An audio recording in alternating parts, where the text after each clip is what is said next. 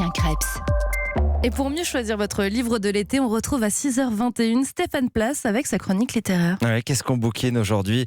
Stéphane Place, vous le savez, nous conseille tout l'été avec la complicité des libraires de la librairie Mola à Bordeaux. Ce matin, on va se plonger dans une histoire vraie, mais tellement romancée au fil des décennies qu'elle méritait bien une biographie, une vraie biographie à la fois rigoureuse et accessible.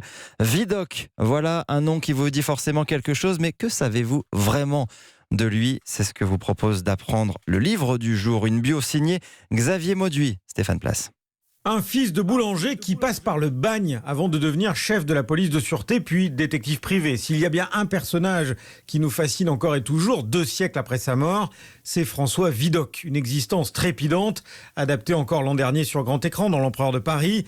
Vidocq qui a inspiré aussi les plus grands romanciers comme Dumas, Hugo. Il y a du Vidocq chez Jean Valjean, relève Xavier Mauduit, auteur de cette biographie intitulée Vidocq 1775-1857, une vie épique, une bio très moderne parue chez Bayard et que vous recommande Jean-Marc Bourlard, libraire chez Mola. Dans ce livre, ce qui est très, très original, c'est que Xavier Mauduit, qui est un journaliste et un historien spécialiste du Second Empire, a vraiment voulu non pas dévoiler un Vidocq sur cette idée du bagnard, mais vraiment dans toute sa complexité. Comme c'est un historien, Xavier Mauduit, dans ce livre, on a par moments des encarts informatifs sur l'histoire des bas-fonds, l'histoire de la police sous le Premier Empire, le bagne. Donc voilà, plein comme ça de petites thématiques d'encadré historique qui en font vraiment un ouvrage très vivant à la hauteur de ce personnage ô combien fascinant. Un ouvrage très accessible. Quand on prononce le nom de Vidocq, notamment chez les Quadras dont je suis, résonne tout de suite le générique d'une série télé des années 70 et apparaît le visage d'un comédien, ce qui n'a pas échappé